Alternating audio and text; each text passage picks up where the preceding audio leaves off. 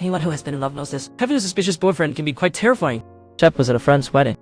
He not expected to find a business card from the hotel manager. He was thinking about marrying his girlfriend. He thought of contacting the manager to see if he could get this down. However, when they met that evening, the manager hinted that everything has its consequences. The future is already predetermined. He then mentioned that it was 2014. Ex-girlfriend Billy was born in 2017. She is now 49 years old and works in a stable financial company. The hotel has different tiers for adult men and women. For someone like Emily, who was both yet and her prospects rank her at the top tier. On the other hand, Jack barely qualifies as average, but the manager told Jack not to worry, as she is the person who resolves such issues. Jack, frustrated by his aim for discount, was getting ready to leave. Wait a minute, I haven't finished speaking yet. If you leave like this, your marriage will be irreparable. The next day arrived quickly. Jack wanted to discuss the dowry and wedding gifts, but Emily immediately changed the subject.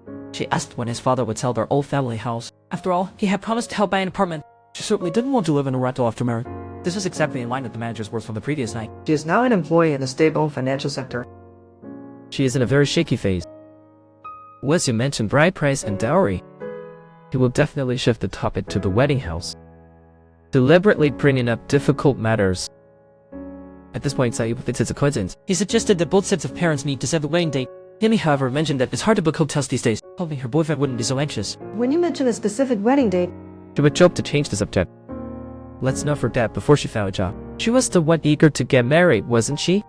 She was repeatedly mentioned by the manager. Xiaopu began to believe her words wholeheartedly. So that night, he sought her for solutions. However, the manager promised only that they would get married, but the specifics were never disclosed.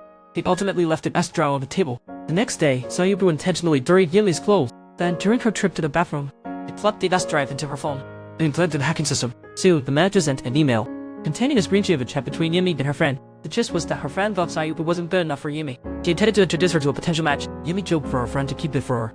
That night, Xiaopu wanted to force a cooking session with Yinmei, but she rejected him, saying she didn't want kids. After all, her career is on the rise. Paying pregnant at this point would ruin everything. This made Xiaopu even more certain. The gap between him and his girlfriend was growing larger. Days later, a polite young man reported a conversation with Yinmei. Yinmei was very courtesy that this guy was interested in her. Coincidentally, Xiaopu caught them being flirtatious. That night, the couple had a big argument over it. What suspected his girlfriend of infidelity, while the other that her boyfriend was overly suspicious. Honestly, the bond they had built over years suffered a huge crack. You've been acting strange lately, you know? Is that what you should be saying to me? Don't think just because you found a good job that you're above everyone else, okay? Afterward, Xiaopu frantically texted apologies, but the replies were always lukewarm, and he felt deep sense of resentment inside. So he secretly followed his girlfriend. He unexpectedly found that Yinmei was always with that young man. A bad premonition arose in his mind.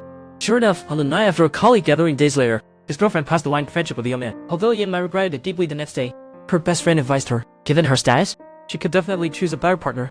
At that moment, the man sent a text inviting Silverbeard to go hiking tomorrow. Her best friend thought they had to go without hesitation. The next day, the man confessed his feelings halfway up the mountain. Coincidentally, Silverbeard decided to find a better boyfriend too. So they quickly became a couple, and the man suggested taking a photo to celebrate.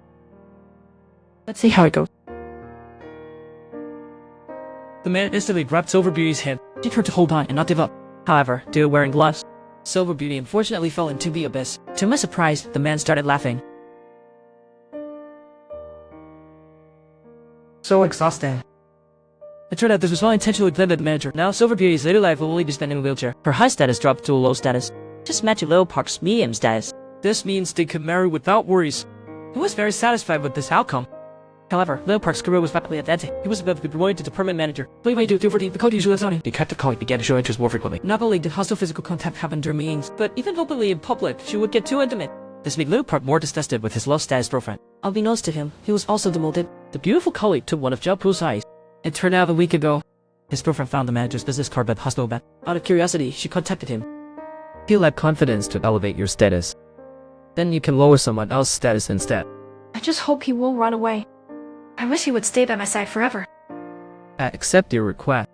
In the end, Yinmei, who had a leg injury, and Xiaopu, who was blind in one eye, happily walked into the Hall of Merit. And the story tells us